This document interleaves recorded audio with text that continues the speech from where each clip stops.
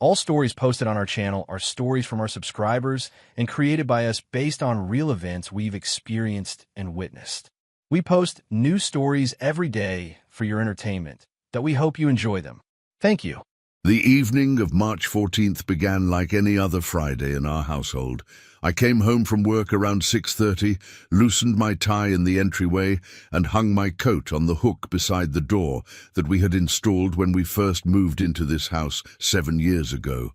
The smell of something cooking, rosemary chicken perhaps, drifted from the kitchen, and I could hear my wife Vivian on the phone, her voice carrying the particular animation she reserved for conversations with her family.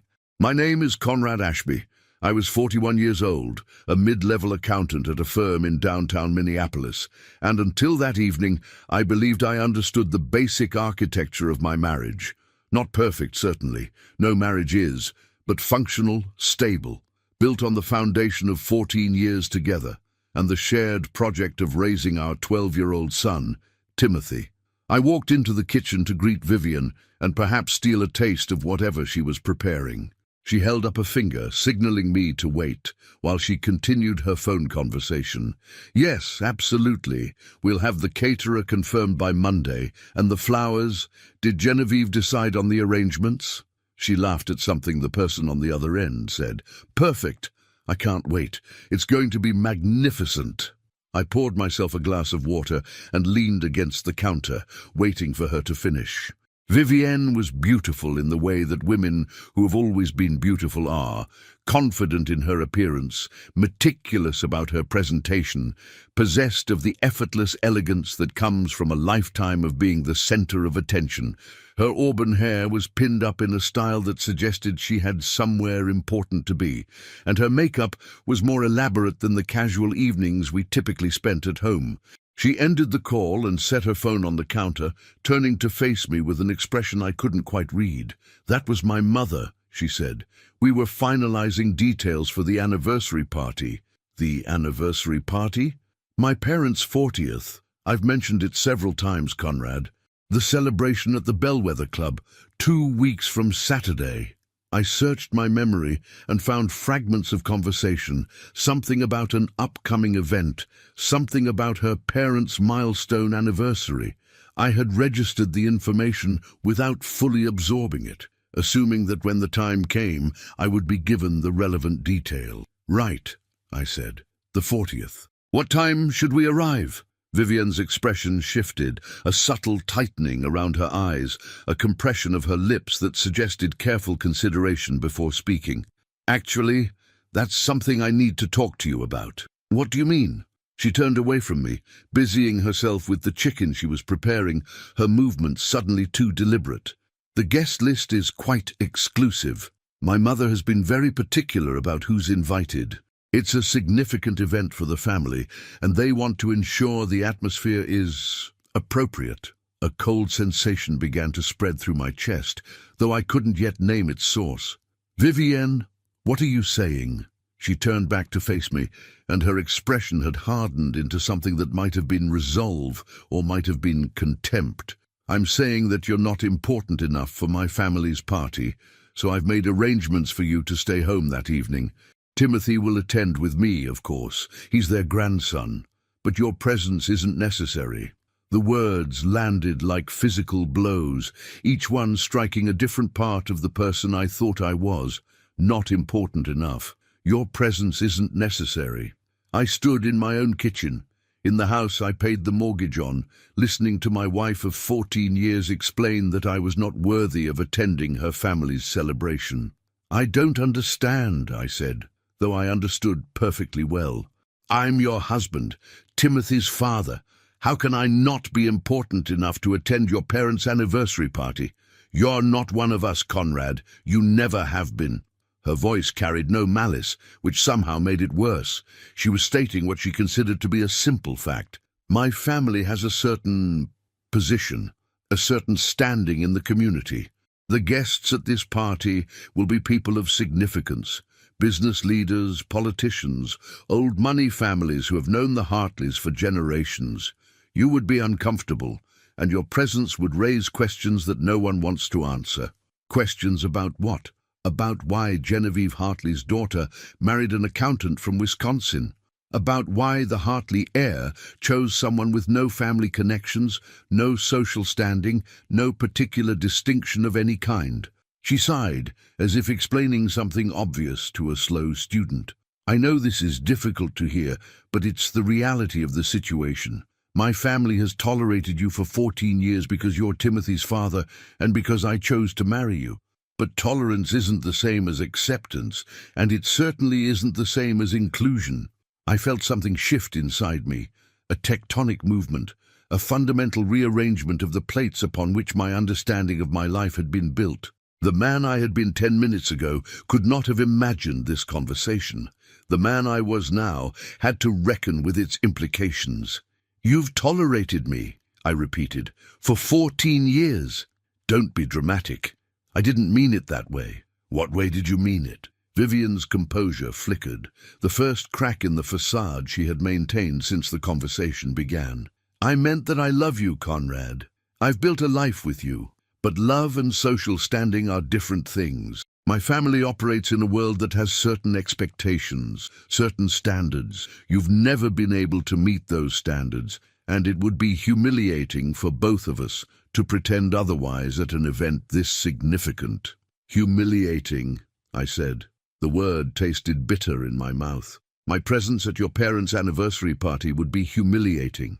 I'm trying to protect you, to protect us. If you came and said the wrong thing, wore the wrong thing, failed to understand the social dynamics at play, it would be a disaster. My mother would never forgive me, and my father would lose what little respect he has for you." "What little respect?" "Conrad, please, stop repeating everything I say like you're in shock. This isn't a surprise. You've known from the beginning that my family has reservations about you. I thought we had reached an accommodation. You stay in your world, they stay in theirs, and we meet in the middle where our marriage exists." I wanted to argue.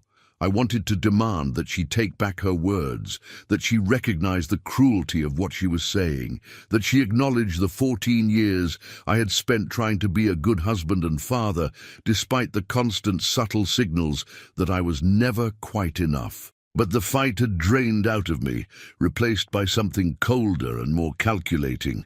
"You've already told them I'm not coming," I said. It wasn't a question. "I've told them you have a work commitment that weekend, a conference in Chicago." They were relieved, to be honest. Relieved. "I asked you to stop doing that." I set down my water glass with careful precision, then turned and walked out of the kitchen. Behind me, I heard Vivian call my name, but I didn't respond. I climbed the stairs to the second floor, entered the spare bedroom we used as an office, and closed the door behind me. I sat in the dark for a long time, thinking about what had just happened and what it meant. Not important enough. The phrase echoed in my mind, demanding examination. Was she right? Was I truly so insignificant that my presence at a family event would be an embarrassment? Or was this something else? A revelation of attitudes that had always existed, but had never been spoken aloud. I thought about our marriage, reviewing it with new eyes. The subtle condescension from Vivian's family at holidays and gatherings, the way her mother looked through me rather than at me, the way her father had never once asked about my work, my interests, my opinions on anything at all. The way Vivian herself had gradually stopped introducing me to her friends, stopped inviting me to events where her family might be present, stopped pretending that I was a full partner in the life we supposedly shared. 14 years. I had given 14 years to this marriage, to this woman, to this family that considered me beneath their notice. And now, finally, the truth had been spoken. I was not one of them. I never had been. The question was, what was I going to do about it? I slept in the spare bedroom that night. The first time in 14 years of marriage that I had voluntarily separated myself from Vivian's presence. She knocked on the door around midnight, asking if I wanted to talk, but I told her I was tired and would speak with her in the morning. In truth, I wasn't tired at all. I was wide awake, my mind turning over possibilities like a machine processing raw materials into something new. Saturday morning arrived grey and cold, typical March weather for Minneapolis. I rose early, before Vivian or Timothy stirred, and went for a long walk through the neighborhood. The houses around me were substantial, well-maintained structures that spoke of professional success and careful stewardship. We had moved into this neighborhood 8 years ago, stretching our budget to afford a home that Vivian considered barely adequate, but that I had viewed as a significant achievement. Achievement. The word rang hollow now.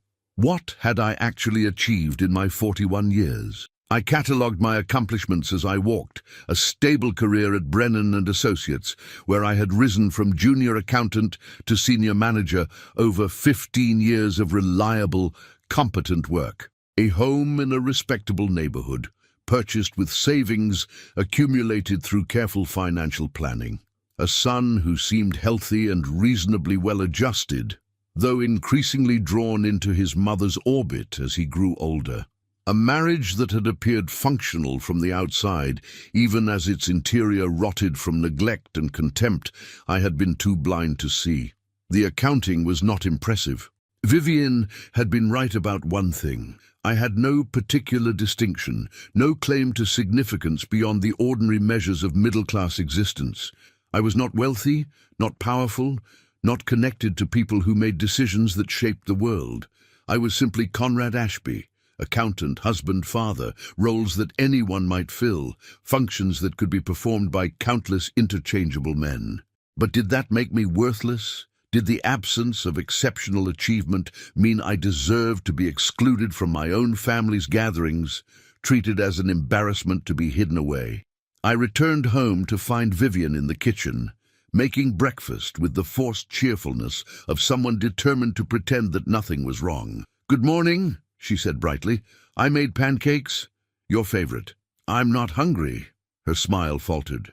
"Conrad, about last night, I don't want to discuss it right now. I need to think." "Think about what?" "It's a simple situation. I'm attending my parents' anniversary party. You're staying home. In 2 weeks, we'll be back to normal." Normal.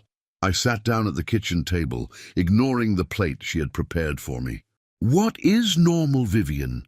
Is it normal for a wife to tell her husband that he's not important enough to be seen with her family? Is it normal to learn that your in-laws have merely tolerated you for 14 years? You're being dramatic again. I'm being accurate. For the first time in years, I'm looking at our marriage accurately, and I don't like what I see." Timothy appeared in the doorway, dressed in the rumpled clothes of a 12-year-old on a weekend morning. He looked between us, sensing the tension, and his expression became guarded. "What's wrong?" he asked. "Nothing's wrong, sweetheart," Vivian said quickly. "Your father and I are just having a discussion." It didn't sound like a discussion. It sounded like fighting. "We're not fighting," I said, forcing calm into my voice. "Your mother and I have some things to work out, but it's nothing for you to worry about. Did you want breakfast?" The rest of the morning passed in strained politeness, each of us navigating around the others like ships avoiding collision in a narrow harbor. Timothy retreated to his room to play video games. Vivian busied herself with household tasks that didn't need doing. I sat in my office and began making notes. The notes started as a simple list, grievances accumulated over 14 years, moments when I had felt diminished or dismissed, patterns I had ignored because acknowledging them would have required action I wasn't prepared to take. But as the list grew, it transformed into something more, an inventory of my life, a comprehensive assessment of where I stood and what choices remained available to me. I was 41 years old, not young, but not old either. I had reasonable health, marketable skills, and a professional reputation that had value in the marketplace. I owned a portion of this house, held retirement accounts and savings, possessed the material resources necessary to start over if starting over became necessary. But starting over from what? Divorce. The thought was simultaneously terrifying and liberating. I'd never seriously contemplated ending my marriage, had assumed, despite its imperfections, that Vivian and I would grow old together, bound by history and habit and the shared project of raising our son. Now I was forced to consider, what exactly were we bound by? Love? I wasn't sure I knew what that word meant anymore. Habit? Certainly. History? Yes. But those were chains, not bonds, constraints that held us together without providing any of the warmth or connection that marriage was supposed to offer. I thought about Timothy. He was the complication, the factor that couldn't be reduced to simple accounting. Any decision I made would affect him, would shape his understanding of marriage, of family, of what it meant to be a man. Did I want to teach him that he should accept contempt from those who claimed to love him? Or did I want to show him that self-respect sometimes required difficult choices? The questions multiplied throughout the afternoon, each answer spawning new inquiries, until I felt overwhelmed by the complexity of what had seemed 12 hours ago like a simple life. That evening, Vivian knocked on my office door. "Can we talk now?" she asked. "Please? I hate when you retreat like this." I turned to face her. She was still beautiful, that hadn't changed. But the beauty that had once enchanted me now seemed like a mask, a carefully maintained surface concealing something I had been too infatuated to see. "Do you love me, Vivienne?" The question surprised her. "Of course I love you. What kind of question is that?" "The kind of question a husband asks when his wife tells him he's not important enough to be seen with her family." "That's not what I said. I said the party has a specific guest list, and you wouldn't be comfortable. You said I'm not important enough. Those were your exact words. You're not important enough for my family's party." Vivian's expression shifted, the momentary softness hardening back into defensiveness. I was trying to explain a complicated social situation. I chose my words poorly. "Did you?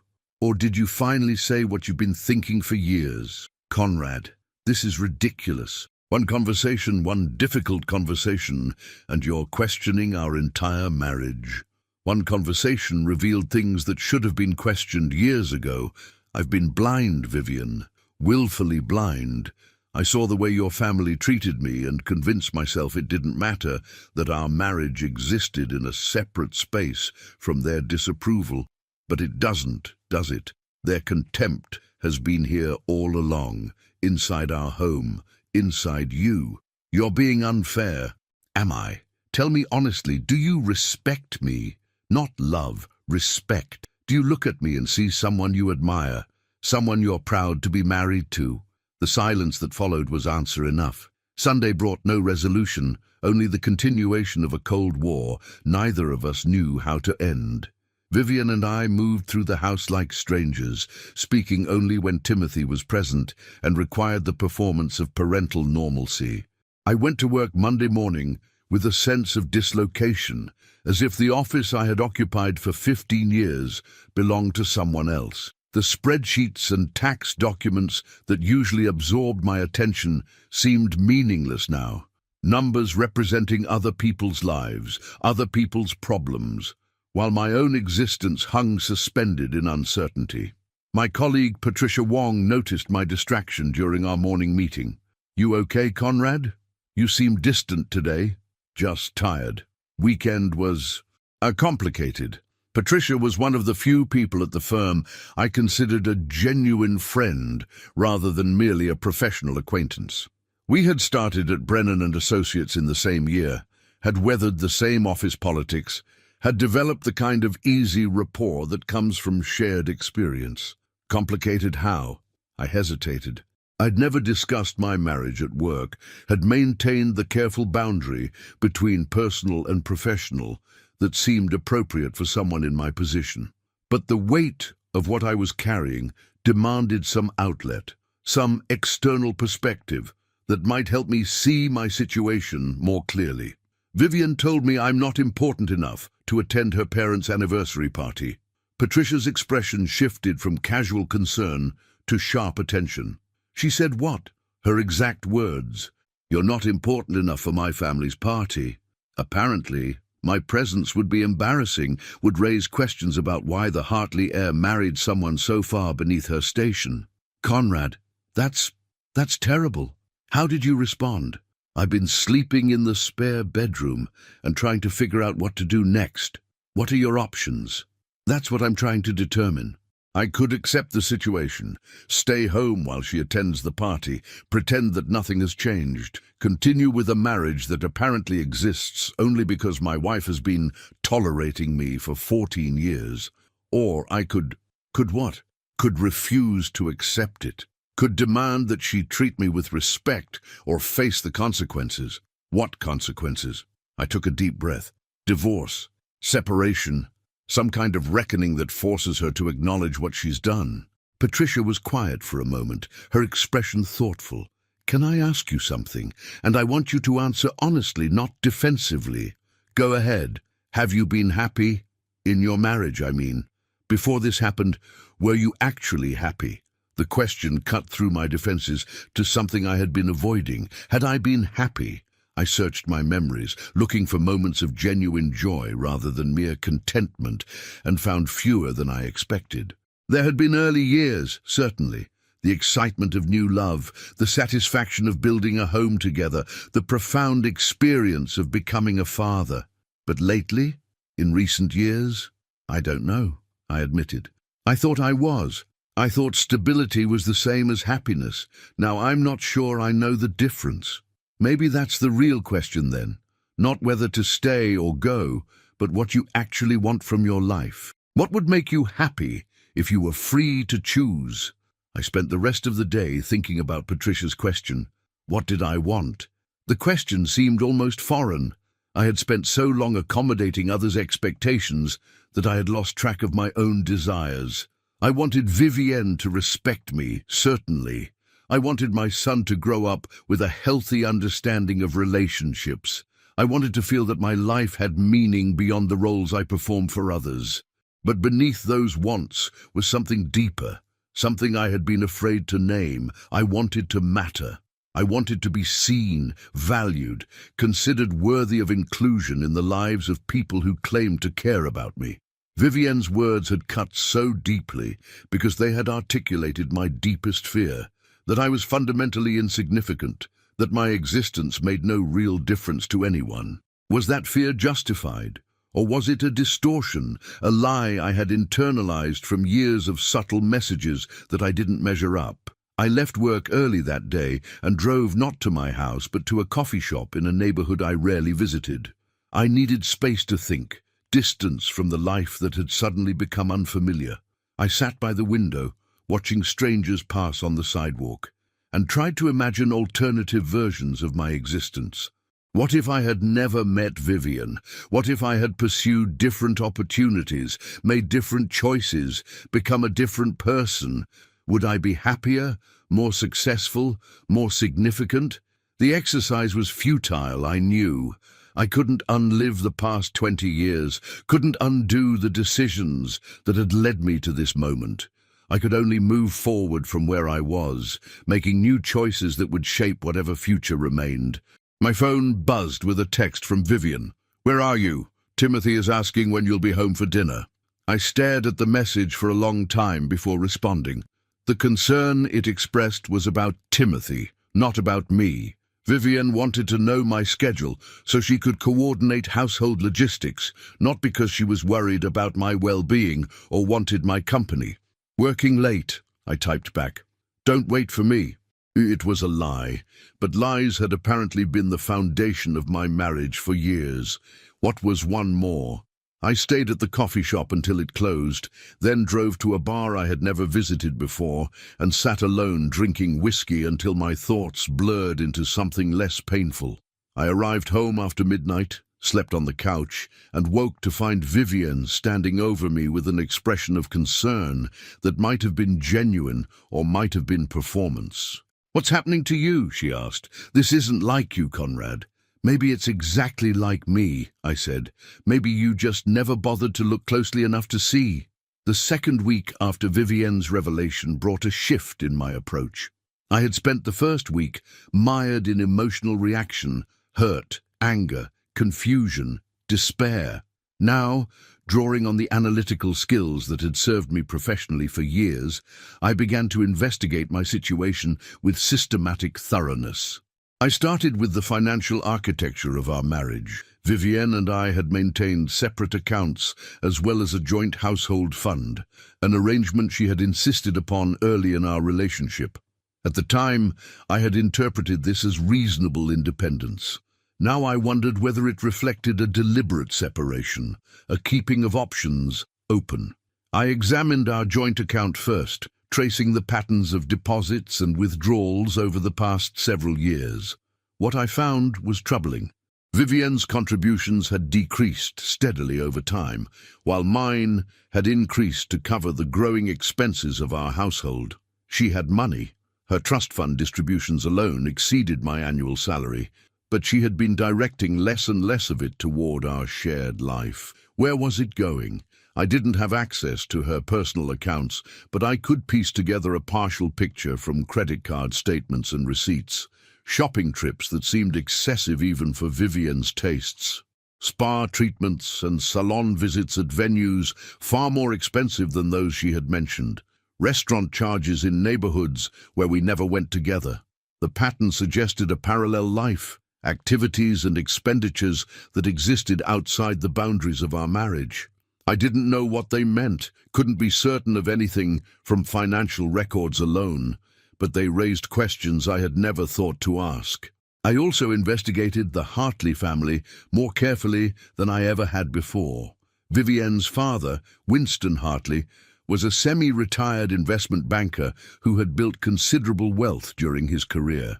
Her mother, Genevieve, came from old money, one of the founding families of Minneapolis society, with connections to every institution of significance in the region.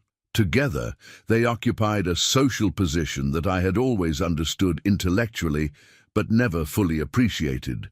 What I learned from my research surprised me. The Hartley fortune, while substantial, had diminished considerably over the past 2 decades. Bad investments, excessive spending, and the general erosion that afflicts inherited wealth had reduced their holdings to a fraction of what they once were. They maintained appearances through careful management and strategic alliances, but the foundation was crumbling. This context changed my understanding of the anniversary party. It wasn't merely a celebration, it was a performance, a demonstration to their social circle that the Hartleys remained worthy of respect and inclusion. My presence would threaten that performance, not because I was embarrassing per se, but because I was evidence that the family had failed to secure an appropriately prestigious match for their daughter.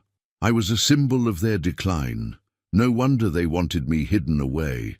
The investigation also led me to examine my own family history more carefully than I had in years. My parents were both deceased, my father from a heart attack when I was in college, my mother from cancer 5 years later. I had one sister, Diana, who lived in Wisconsin with her husband and 3 children. We spoke occasionally, but weren't close, our relationship attenuated by distance and the different paths our lives had taken.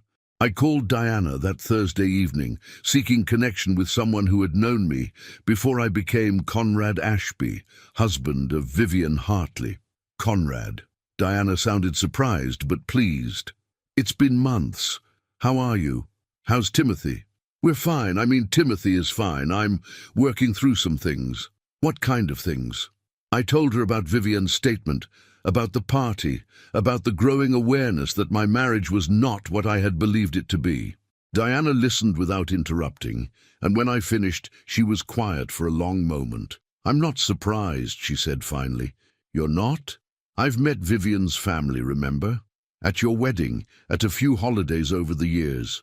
They've always treated you like you were the help, polite on the surface but fundamentally dismissive. I assumed you knew and had made peace with it. I thought I had. I thought it didn't matter. But now it does. Now I can't pretend anymore. Now I have to decide what to do. What are your options? I laid them out for her. Acceptance and accommodation, confrontation and ultimatum, or departure and divorce.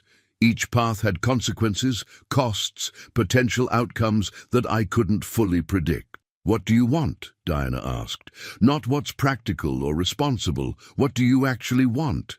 I want to be valued, I said. I want my wife to look at me and see someone she's proud of, not someone she's settling for.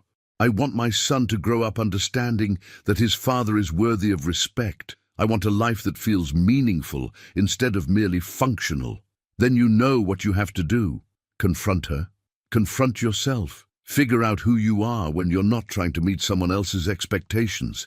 You've spent 14 years trying to be what Vivian needed, and it hasn't worked. Maybe it's time to find out what you need. The conversation stayed with me for days afterward. Diana was right. I had been so focused on accommodating Vivian, on proving myself worthy of her family's impossible standards, that I had lost track of my own identity. Who was Conrad Ashby, stripped of his roles and relationships? What did he value, desire, believe? I began making notes again, but different notes this time. Not grievances or inventories, but aspirations. Things I had wanted to do but had set aside. Dreams I had deferred in favor of stability and responsibility. The person I might have become if I had chosen differently. The list was longer than I expected. Travel to places I had only read about. Learning skills I had always admired but never pursued. Building relationships with people who saw me clearly and liked what they saw. Living authentically instead of performing a role designed by others. Could I still pursue these things? At 41, with a son approaching adolescence and a marriage in crisis? The practical part of my mind said no, said I had made my choices and now had to live with them. But another part, a part that had been dormant for years, whispered that it wasn't too late, that I could still become someone other than the disappointed man I had allowed myself to become. The party was now 1 week away. Whatever I was going to do, I needed to do it soon. I chose Friday evening for the confrontation, exactly 2 weeks after Vivian had delivered her devastating assessment of my worth. Timothy was staying overnight with a friend, an arrangement that gave us privacy to speak without worrying about his presence. I came home from work and found Vivian in the living room, reviewing what appeared to be final preparations for the anniversary party. Catering menus, seating charts, wardrobe options, the accumulated paperwork of an event she had devoted considerable energy to planning. "We need to talk," I said. She looked up, and I saw in her expression a mixture of wariness and weariness. The past 2 weeks had been difficult for her as well. The cold distance between us, the uncertainty about what I was thinking or planning, the disruption of the comfortable patterns we had established over 14 years. "I assumed we would eventually," she said. "You've been so closed off, I didn't know how to reach you. I've been thinking, processing, trying to understand what happened and what to do about it. And what have you concluded?" I sat down across from her, maintaining enough distance that we could see each other clearly, without the false intimacy of physical proximity. "I've concluded that you were right about one thing. I'm not one of you. I never have been, and I never will be. Your family operates in a world I don't understand and couldn't enter even if I wanted to. That's not going to change." "I'm glad you see that," Vivian said, her posture relaxing slightly. "I knew you'd understand eventually. This party, I'm not finished. You were right about the difference between us, but you were wrong about what that means. You think it means I'm lesser, that my presence diminishes you, that I should be hidden away like an embarrassing relative. I've realized that it means something else entirely. What does it mean? It means we want different things. It means we've been performing a marriage instead of living one. It means I've spent 14 years trying to become someone I'm not, and you've spent 14 years waiting for me to either succeed or leave." Vivian's expression shifted, the wariness returning, intensifying. "What are you saying, Conrad?" "I'm saying I'm done trying. Done accommodating your family's contempt, done pretending that their opinion of me doesn't matter, done accepting a role in our marriage that treats me as a supporting character in your story. This is about the party. You're throwing away 14 years because I asked you not to attend one event. It's not about the party. The party was just the moment when you finally said out loud what you've been thinking all along. You don't respect me, Vivian. You never have. And I can't be married to someone who considers me beneath her, She stood up, her movements sharp with anger. "This is ridiculous. You're blowing one conversation completely out of proportion. I've apologized for my word choice. What more do you want? I want you to mean it. I want you to look at me and see someone you're proud to be with, not someone you're settling for. Can you do that?" The silence that followed was devastating. I watched Vivian struggle with the question, watched her face cycle through emotions, anger, defensiveness, calculation, and finally something that might have been honesty. "I don't know," she said quietly. "I don't know if I can see you that way. I've tried over the years. When we first met, I hoped that you would rise to meet my family's expectations, that you would become someone significant enough to justify my choice. But you never did. You just stayed ordinary. And ordinary isn't enough. It wasn't supposed to be my life. I was supposed to marry someone who mattered, who moved in the same circles, who understood the world I came from. Instead, I married you, and I've spent 14 years trying to make peace with that. Make peace with the disappointment of being married to me. Yes, the word came out flat, final. I'm sorry if that hurts, but you asked for honesty. I felt something break inside me. Not my heart, exactly, but the last remaining structure that had held hope for this marriage. Vivian had finally told the truth, and the truth was that she had never loved the person I actually was. She had loved a projection, a possibility, a future version of me that had never materialized. "Thank you," I said, "for finally being honest. What does this mean? For us? I think you know what it means. Divorce." The word seemed to surprise her, as if she hadn't expected the conversation to reach this conclusion. "What's the alternative? You've just told me that you've spent our entire marriage disappointed by who I am. I can't change that. I can't become the person you wanted me to be. All I can do is stop pretending that this marriage is something it isn't." "What about Timothy?" "Timothy will be fine. Children survive divorce every day. What they don't survive is watching their parents model a relationship built on contempt and disappointment." "You're really going to do this? Over one conversation? Over 14 years of a conversation we should have had long ago?" "I'm sorry, Vivian. I'm sorry I wasn't what you wanted, but I'm not willing to be what you're settling for anymore." I stood up and walked out of the room, leaving her surrounded by the preparations for a party I would never attend. Behind me, I heard her call my name, but I didn't turn back. There was nothing left to say. The following days were a blur of practical decisions and emotional processing. I moved into the spare bedroom permanently, then found a short-term rental apartment that would give me space while Vivian and I worked out the details of separation. Timothy was confused and upset, but I sat with him and explained as best I could that his mother and I needed time apart to figure things out. "Are you getting divorced?" he asked, the same question children always ask in these situations. "We might be. We haven't decided anything for certain yet, but whatever happens, your mother and I both love you, and that won't change." "Is this because of Grandma and Grandpa's party?" I hesitated. How much should I tell a 12-year-old about the adult complexities that had destroyed his parents' marriage? "The party helped me understand some things about our family that I hadn't seen clearly before," I said carefully. "Your mother and I have different ideas about what's important, and those differences have made it hard for us to be happy together. Mom says you're overreacting. She says if you would just calm down, everything would go back to normal. Do you think everything was normal before?" Timothy was quiet for a moment, his young face serious with thought. "Not really. You and Mom never seemed, I don't know, happy. Like Emily's parents who are always laughing together and holding hands. You and Mom are just sort of there."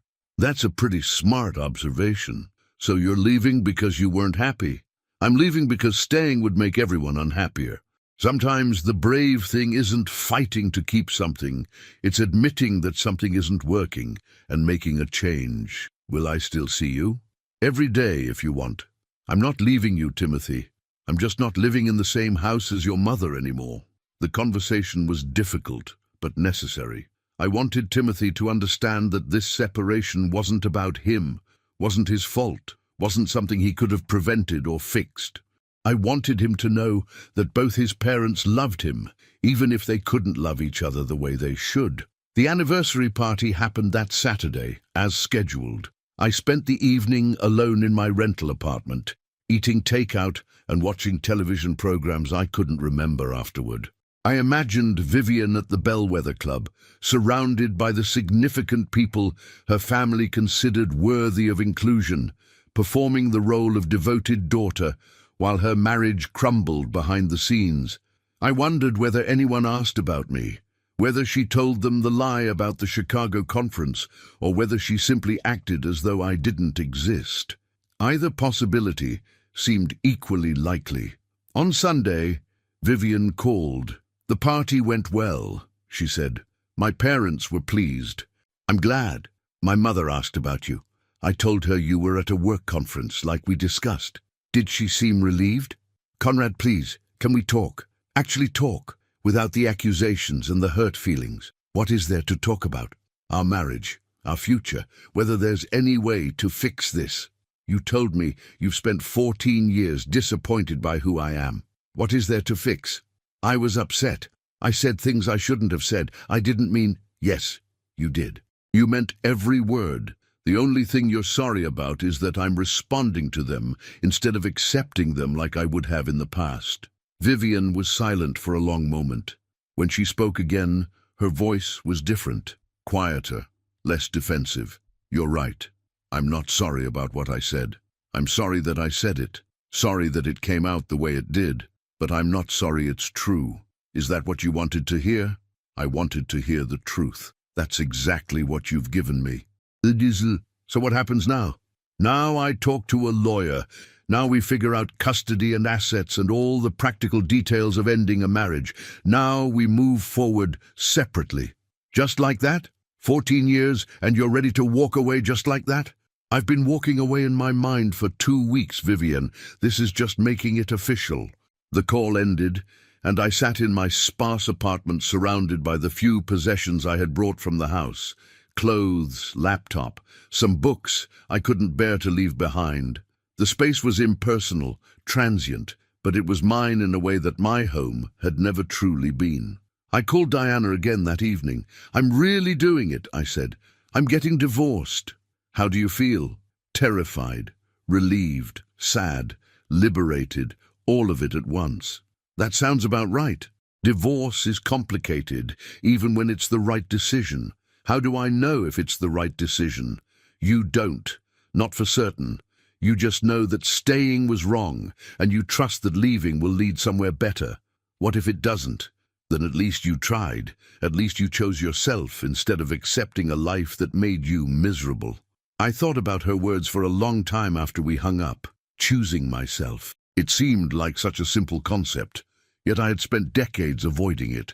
I had chosen stability over passion, accommodation over authenticity, the approval of others over my own well-being. No more.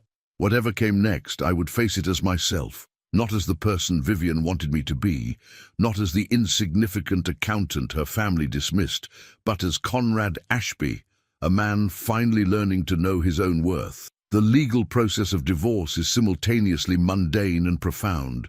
You sit in offices signing documents that reduce 14 years of shared life to categories and percentages. You negotiate over furniture and retirement accounts while avoiding eye contact with the person who once promised to love you forever. You become experts in the language of dissolution, equitable distribution, custody arrangements, maintenance obligations, while trying to maintain some semblance of dignity. I hired a lawyer named Roberta Chandler, recommended by Patricia from work, who specialized in divorce cases involving significant assets. Vivian's family's wealth complicated matters considerably. We needed to untangle what was marital property from what was protected by trusts and prenuptial provisions. "You signed a prenup?" Roberta asked during our first meeting, reviewing the documents I had provided. "I did. I was young and in love and didn't want Vivian to think I was marrying her for money. Let me guess, you didn't have it reviewed by independent counsel?" "No, I just signed what her family's lawyers put in front of me." Roberta sighed. "Well, we'll work with what we have. The good news is that Minnesota courts have some flexibility in enforcing these agreements, especially when there's been significant duration and changed circumstances. We may be able to argue that strict enforcement would be unconscionable given the 14 years you've invested in this marriage. The legal strategy was one thing. The emotional strategy was something else entirely. I found a therapist, Dr. Catherine Lindstrom, who specialized in divorce recovery. We met twice a week in her office near downtown, working through the accumulated weight of years of accommodation and denial. "Tell me about your childhood," she said, during one of our early sessions. "My childhood? What does that have to do with my divorce?" The patterns we establish in childhood often shape how we relate to others as adults. Understanding where your patterns came from can help you change them. I described my upbringing in rural Wisconsin. Loving but financially stressed parents, a household where conflict was avoided at all costs, a sense that expressing needs was selfish and problematic. I had learned early to accommodate others, to make myself small so that I didn't cause inconvenience or distress. "And how did that affect your marriage?" Dr. Lindstrom asked. "I never pushed back. When Vivienne's family made me feel inferior, I accepted it because I didn't want to cause problems. When Vivienne prioritized her needs over mine, I adjusted because that was what I had always done. What would have happened if you had pushed back? I don't know. Maybe she would have respected me more. Maybe we would have separated years ago. Maybe nothing would have changed. The point isn't what would have happened. It's what you were afraid would happen. What were you protecting yourself from?" I considered the question. Rejection, abandonment, being told that I wasn't worth keeping if I didn't behave perfectly. And ultimately, that's exactly what happened. Yes, I spent 14 years trying to avoid the very thing that eventually occurred anyway. The insight was painful but clarifying. My accommodating nature hadn't protected me. It had just delayed the inevitable while ensuring that I was diminished and depleted when the reckoning finally came. I had traded my authentic self for 14 years of anxious peace, and now I had neither. The divorce proceedings dragged on through spring and into early summer. Vivienne fought hard for favorable terms, deploying her family's legal resources against my more modest representation. But Roberta was skilled, and we managed to secure arrangements that were reasonable if not generous. Shared custody of Timothy, a fair division of marital assets, enough financial resources for me to rebuild my life. Timothy handled the transition better than I had feared. He divided his time between my apartment and the house, maintaining relationships with both parents while adjusting to the new configuration of his family. He was resilient in ways that reminded me of myself at his age, but I hoped he was also learning to be less accommodating than I had been. "Dad?" he asked one evening, while we were eating pizza in my small living room. "Yeah? Are you happier now than when you and Mom were together?" I considered the question carefully. "I'm not happy yet. Divorce is hard, and there are things I miss about our old life, but I think I will be happy eventually, happier than I would have been if I had stayed. Why? Because now I have a chance to figure out what makes me happy, instead of just doing what other people expect. That's worth something. Mom seems sad a lot. She pretends she isn't, but I can tell. Your mom is going through a hard time too. Change is difficult for everyone, even when it's necessary. Do you think you and Mom will ever get back together?" "Nobody, I don't think so. We want different things from life, and being married wasn't making either of us happy. But that doesn't mean we won't always be your parents, that we won't always love you." "I know. I just wish things could have been different." "Me too, but sometimes things have to change before they can get better." The summer after my divorce was finalized became a season of intentional reconstruction. I had spent 14 years building a life around someone else's expectations. Now I needed to build something around my own. I started with the concrete and practical. I found a larger apartment, one with enough space for Timothy during his custody time, and a spare room I could use as an office. I furnished it according to my own taste for the first time in years. Simple, functional, with artwork that spoke to me rather than artwork chosen to impress. I also changed my professional trajectory. I had been coasting at Brennan and Associates for years, comfortable but unchallenged. Now I pushed for more responsibility, took on complex projects that stretched my abilities, positioned myself for advancement I had been too timid to pursue. Within months, I was being considered for a partnership track I had assumed was reserved for more aggressive personalities. But the deeper changes were less visible. I began doing things I'd always wanted to do, but had set aside, traveling to cities I'd only read about, learning to cook meals more ambitious than the basic fare I had prepared for decades, reading books that challenged my assumptions and expanded my understanding. I took a trip to Iceland in August, traveling alone for the first time in my adult life. The landscape was alien and beautiful, volcanic rocks and glacial rivers and skies that never fully darkened in the summer months.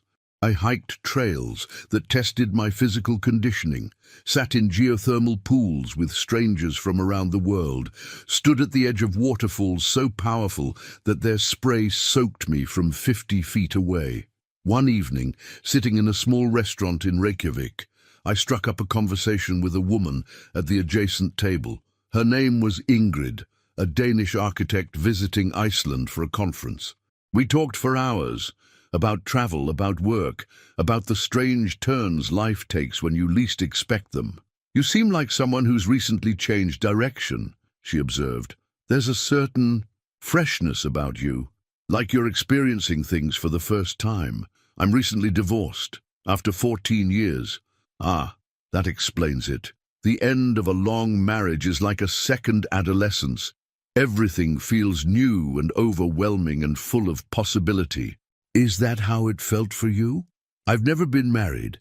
I came close once, but we realized we wanted different things before we made the commitment. Sometimes I wonder if I made the right choice. Do you think you did?" She considered the question. "I think I made the honest choice. I could have married him and spent years pretending to want what he wanted. Instead, I chose to be alone until I found something real. I'm still waiting, but at least I'm waiting authentically. That's what I'm trying to do. Be authentic. It's harder than I expected. It's always hard, but it's also the only thing worth doing." We exchanged contact information before parting, and I continued my trip with her words echoing in my mind. Authenticity.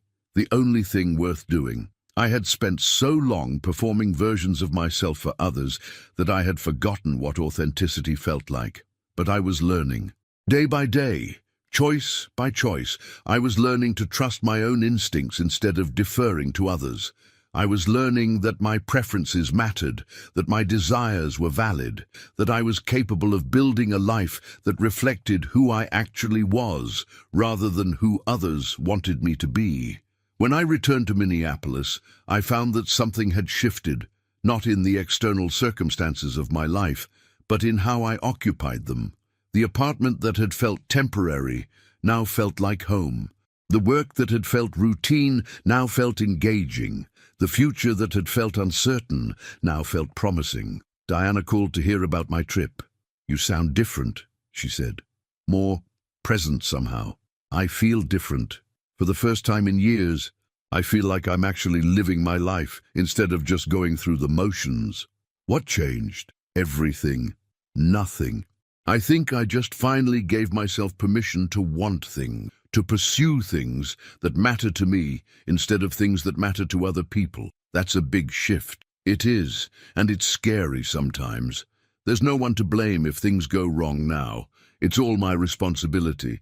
But also your freedom. Yes, also my freedom." Fall brought an unexpected development.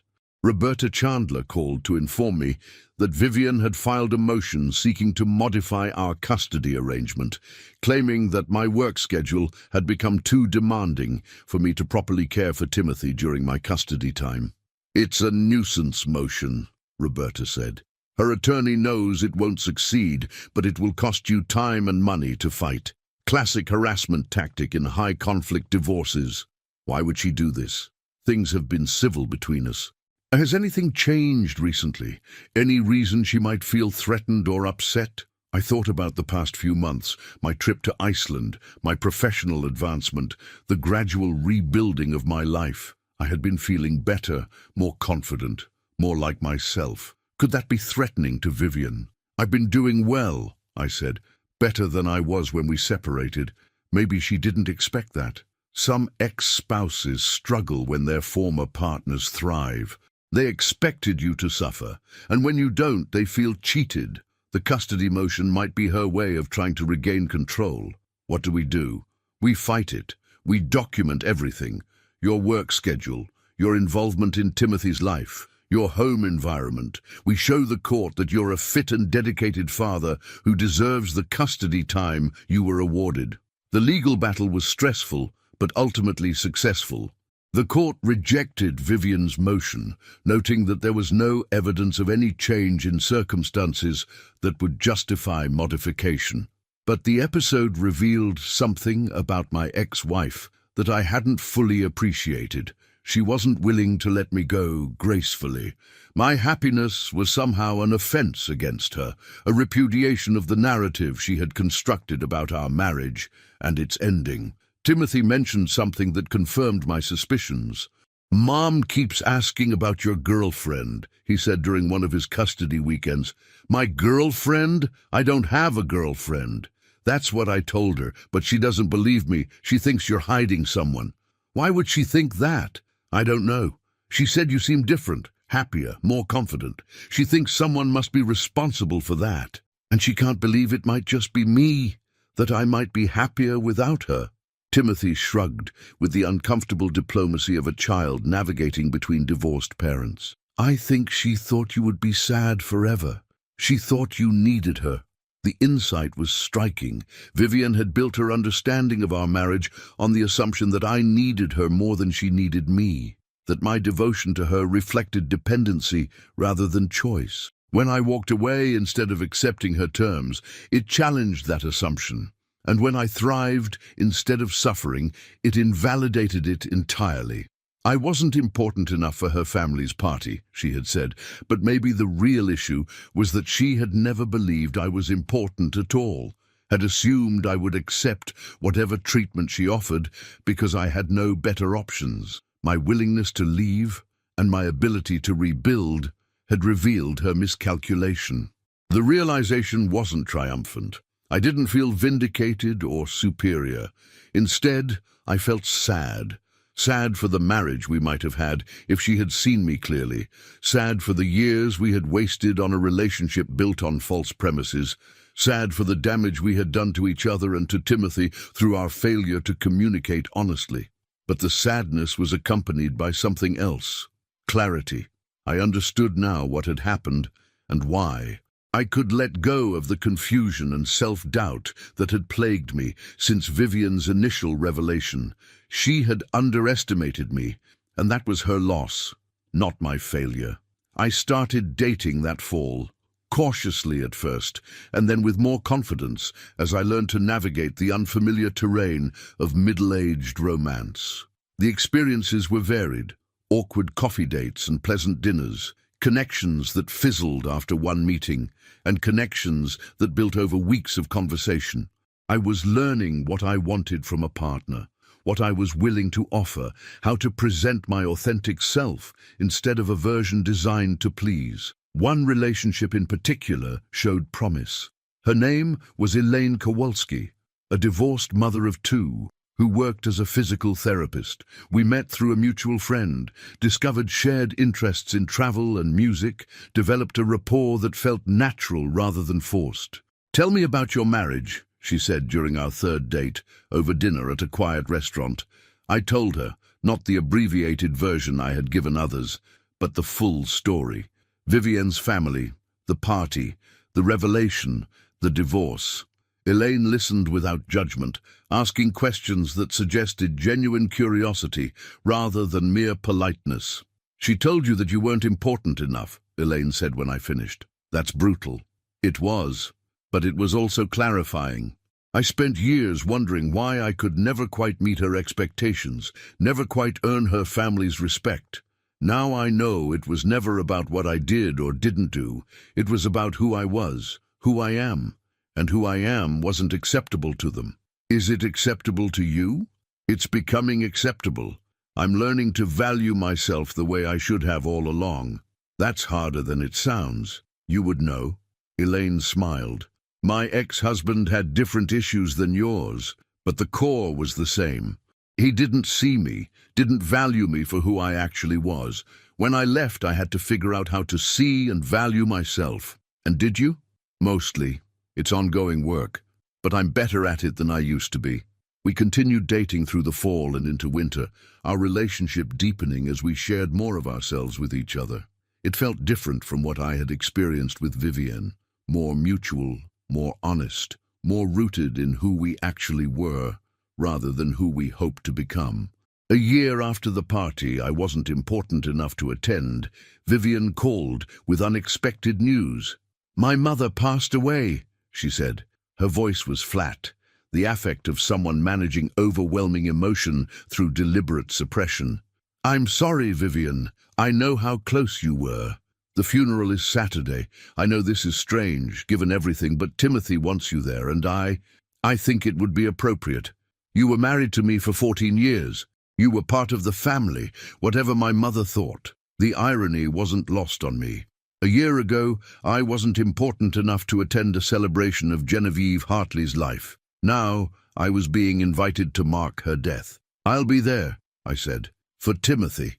The funeral was held at the same bellwether club where the anniversary party had taken place.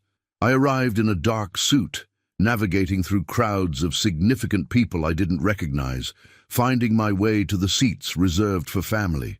Timothy sat between Vivienne and me, his face solemn with the weight of losing a grandparent. Vivienne looked tired, older than when I had last seen her, the stress of caregiving and grief visible in her posture and expression. The service was elegant and impersonal, eulogies from community leaders praising Genevieve's philanthropy and social contributions, readings from scripture chosen for their tasteful appropriateness, music performed by professional musicians hired for the occasion. It was exactly the kind of event that Genevieve would have wanted, an affirmation of her status and significance, attended by the people who mattered. Afterward, there was a reception in the club's main hall. I stayed close to Timothy, helping him navigate conversations with relatives and family friends who wanted to express condolences. Several people looked at me with confusion, clearly wondering who I was and why I was there. Winston Hartley, Vivienne's father, approached me during a quiet moment. "Conrad," he said, his voice carrying the same dismissive tone I remembered from years of holidays and family gatherings. "Vivienne said you would be here. I'm sorry for your loss." "Yes, thank you." He paused, seeming to struggle with something. "I owe you an apology." I wasn't sure I had heard correctly. "I'm sorry." "An apology. For how I've treated you over the years. How my wife treated you. Genevieve was... She had certain expectations, certain standards. She couldn't see past them to recognize the person you actually are. And you. I followed her lead. It was easier than arguing. But I watched you with Timothy, watched how devoted you are, how patient. I saw how hard you worked to provide for your family. I should have said something years ago. Why are you saying it now? Because Genevieve is gone, and I'm looking back at the choices we made, the people we pushed away. We lost a son-in-law because we couldn't see past our own snobbery. That's our failure, not yours. I didn't know how to respond. The apology was unexpected, maybe even unwelcome, arriving too late to change anything, too disconnected from the actual harm to feel like meaningful accountability. But I could see that Winston was offering what he could, trying to make some kind of peace before his own time ran out. "I appreciate that," I said finally. "I hope Timothy can maintain a relationship with you, regardless of what happened between Vivienne and me. I'd like that. He's a good boy. You've raised him well. Vivienne deserves credit too." "She does. But so do you." The conversation ended when other mourners demanded Winston's attention, and I retreated to the periphery of the gathering, watching the significant people pay their respects to one of their own. I thought about Genevieve, about the life she had led and the standards she had maintained. She had died believing that worth was measured by social position, by wealth, by the approval of people who shared her narrow definition of significance. I had spent years believing she was right, that my failure to meet her standards was evidence of my own inadequacy. Now I understood that her standards were the problem, not my inability to meet them. She had valued the wrong things, and she had missed the opportunity to know me because of it. That was her loss, not mine. 2 years after my divorce, I stood in the kitchen of a house I had purchased, a modest craftsman in a neighborhood I loved, renovated according to my own vision, filled with furniture and artwork that reflected my actual taste rather than anyone else's expectations. Timothy was in the living room, playing video games with his girlfriend, a cheerful junior named Madison who seemed genuinely to like my son for who he was. They were comfortable together in a way that reminded me of the early days with Vivienne, before the weight of her family's expectations had crushed whatever potential our marriage once had. Elaine was beside me, helping prepare dinner for the group we had invited. Diana and her husband, Patricia from work, a few other friends who had become important to me during my years of reconstruction. The house was warm with conversation and laughter, the kind of genuine community I had always wanted but never quite achieved when I was married. "You look happy," Elaine observed, bumping her shoulder against mine as we worked. "I am happy, for the first time in longer than I can remember. Not just the absence of unhappiness. No, actual happiness, contentment, the feeling that my life is aligned with what I actually value. That's worth celebrating. It is. It took me 40 years to figure out what mattered, but I finally got there." We brought the food to the dining room, and I looked around the table at the people gathered there. None of them were significant by Genevieve Hartley's standards. No captains of industry, no old money families, no politicians or social leaders. They were ordinary people leading ordinary lives, finding meaning in work and relationships and the small pleasures that accumulate into something larger. But they saw me. They valued me. They showed up for dinner on a Saturday evening because they genuinely wanted to be here, not because social obligation required their presence. I thought about the party I hadn't been important enough to attend, the celebration of a marriage that had endured 40 years on foundations I now understood were hollow. The Hartleys had had status, wealth, position, but they hadn't had this: genuine connection, mutual respect, the warmth of people who chose each other freely. I raised my glass. "To the people who matter," I said, "the ones who show up, who see us clearly, who stick around when things get hard, to chosen family." "Boom, to chosen family," the group echoed, and we drank together, and the evening unfolded into one of those rare nights when everything feels exactly right, when the past is truly past, and the present is enough, and the future holds nothing but promise. Later, after the guests had departed and Timothy had retreated to his room, Elaine and I sat on the back porch, wrapped in blankets against the late autumn chill. "Do you ever think about what would have happened if Vivienne hadn't said those things?" Elaine asked. "If she had just invited you to the party and kept pretending? Sometimes I might have stayed in that marriage forever, never knowing how she really felt, never finding my way to something better." So, her cruelty was actually a gift. I wouldn't go that far. It was devastating at the time, the worst thing anyone had ever said to me.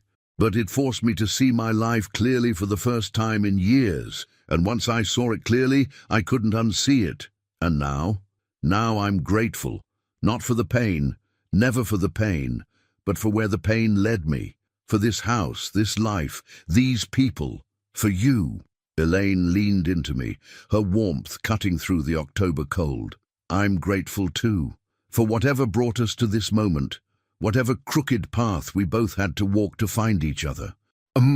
We sat together in comfortable silence, watching the stars emerge above the Minneapolis skyline. The house behind us was quiet, content, full of evidence that a life well lived didn't require the approval of people who couldn't see your worth. I was not important enough for the Hartley family's party, but I was exactly important enough for my own life, and that, I had finally learned, was the only importance that mattered. 3 years after the night that changed everything, I received an invitation in the mail. Vivienne was getting remarried to a man from one of the old money families her mother had always hoped she would choose.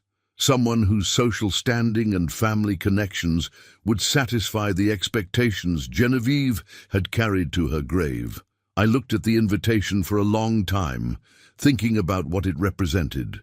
Vivienne had found someone who met her family's standards, who moved in the right circles, who understood the world she came from. She was getting the marriage she had always wanted, the one I could never have provided. I felt no bitterness at the news.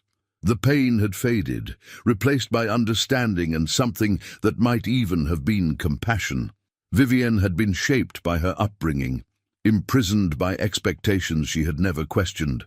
She was seeking happiness in the only way she knew how, even if that way had excluded me and diminished her capacity for genuine connection. I hoped she would find what she was looking for. I hoped her new husband would make her happy in ways I never could.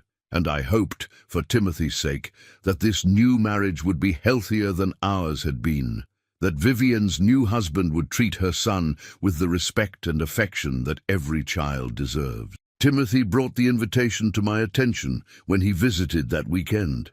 "Are you upset," he asked, "about Mom getting married again?" "No, I want your mother to be happy. That's what I've always wanted. She seems happy. Richard is... He's okay, I guess. Kind of stiff, but he tries." Stiff? Like he's always performing, you know? Always aware of how things look, how people are perceiving him. It reminds me of how Mom acts around her family. That might be exactly what she needs. Someone who understands that world, who can navigate it with her instead of against her. Maybe, but it's not what I want. When I get married, I want someone like Elaine. Someone who actually sees me, not just how I look to other people. The observation filled me with pride. My son had learned the lesson that had taken me 40 years to understand, that genuine connection mattered more than social performance, that being seen was more valuable than being approved of. "That's a good thing to want," I said. "It's worth waiting for." "Is that what you and Elaine have? Someone who actually sees you?" "Yes, it is." "Then I'm glad everything happened the way it did. I mean, I know the divorce was hard, and I wish you and Mum could have been happy together. But if you had stayed married, you wouldn't have Elaine, and you wouldn't seem as happy as you do now. That's very mature thinking for a 15-year-old. Timothy shrugged. "I've had to grow up fast. Watching your parents' marriage fall apart will do that to you. I'm sorry you had to go through it." "I'm not. I learned things from watching you that I wouldn't have learned if everything had been easy. I learned that self-respect matters, that being honest is better than being comfortable, that it's okay to walk away from situations that make you small." I hugged my son, this remarkable young man who had emerged from the wreckage of his parents' marriage with wisdom and compassion that exceeded both of ours. "I love you, Timothy. I love you too, Dad." The wedding invitation went unanswered. There was no expectation that I would attend, and no need to pretend otherwise. Vivienne had her world, and I had mine, and the overlap between them had been reduced to the essential. Our son, our shared history, the basic civility that divorced parents owe each other for their children's sake. I married Elaine that spring, in a small ceremony attended by the people who actually mattered to us.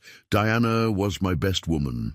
Timothy stood beside me as I said my vows. The venue was a garden in a city park, the reception was a potluck at our home, and the entire event probably cost less than the flowers at Genevieve Hartley's anniversary party. But it was perfect. It was real.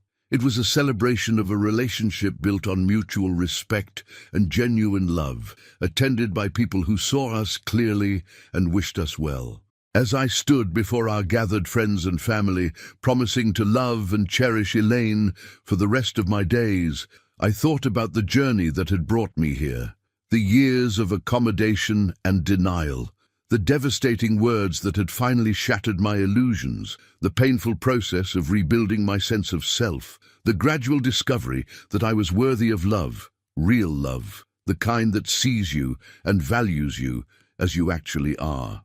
"You're not important enough," Vivian had said. And she had been right, in a sense. I was not important enough for her family, not significant enough to meet their standards, not worthy of inclusion in their world. But I was important enough for my own world, important enough for Elaine, for Timothy, for the friends who had gathered to witness our marriage, important enough to build a life that reflected my actual values rather than values imposed by others. That was the lesson Vivian's cruelty had taught me. The gift hidden within the pain. My worth was not determined by others' judgments. My significance was not measured by social standing or family connections or the approval of people who couldn't see past their own prejudices. I was important because I existed, because I loved and was loved, because I showed up for the people who mattered and let them show up for me. I was important because I had finally learned to value myself, not perfectly, not completely, but enough to build a life worth living. And that, I had discovered, was more than enough.